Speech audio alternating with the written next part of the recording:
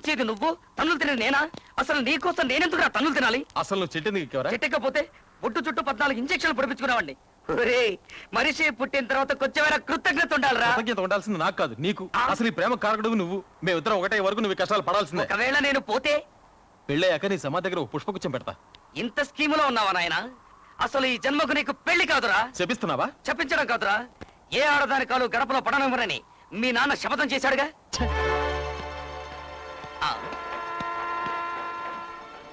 చచ్చా, ఇలాంటి తండ్రులు ఉండటం వల్ల ఏమిట్రా లాభం? మా నాన్న చూడు, నేను పుట్టిన 3వ రోజే పుట్టుకుమన్నాడు. మీ నాన్న బతుకుంటా వల్లే వారానికో శపథం చేస్తున్నాడు.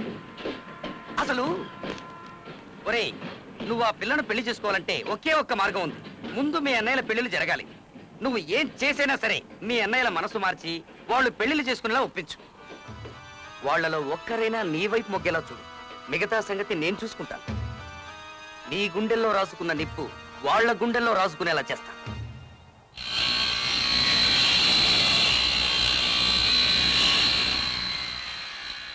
ఈ వయసులో నాకు పెళ్ళా? మీకేమైనా పిచ్చి పట్టిందా? మీరు అనుకుంటున్నట్టు మీకు వయసు ఏమీ ముదిరిపోలేదన్నయ్య. మీకంటే ముసలాళ్ళంతా పెళ్లిళ్ళు చేసుకుంటున్నారు. మంచి చిలకల్లా అంటే అది కాదన్నయ్య. వయసు ముదిరినా ముదరకపోయినా ఇక ఈ జన్మలో నాకు పెళ్లి లేదు.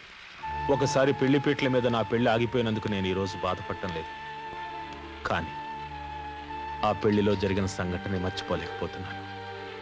పెళ్ళనగానే తెల్లగుడ్డ కప్పిన నా తల్లి శవం, చేతులకు బేడీలతో నడిచి వెళ్ళిన నా తండ్రి గుర్తుకొస్తున్నారు.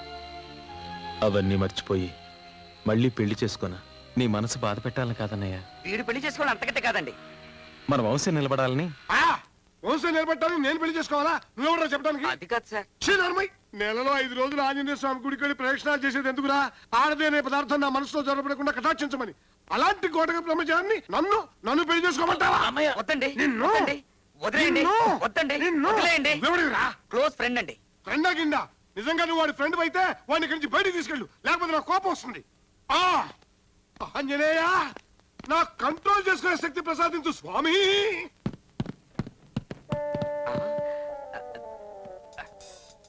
ఇతను మాత్రం ఈ వాడకు.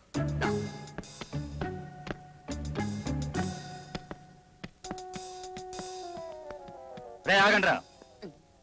మేం పెళ్లి చేసుకోకుంటే మీకేంట్రా బాధ?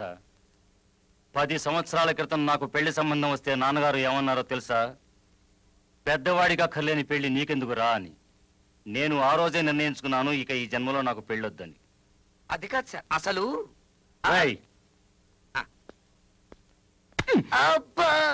ఎద్దు ఆంబోతి ఎలా అవుతుందో తెలుసా? ఇంకోసారి నిన్ను మా తమ్ముడితో చూశానంటే అలా చేస్తాను. అబ్బో, మీ ముగ్గురున్నలు బతుకున్నంత కాలం నీకు పెళ్లి కాదు, నీతో పాటు ఉన్నందుకు నాకు పెళ్లి కాదు. విన్నాను. ఇక నుంచి నీ దారి నీది, నా దారి నాది. అబ్బో, ఇటు కృష్ణమోహన్, కృష్ణమోహన్, కృష్ణమోహన్ సక్సెస్ రా. ఇక నువ్వు ఎవరినైనా ప్రేమించొచ్చు, పెళ్లి చేసుకోవచ్చు.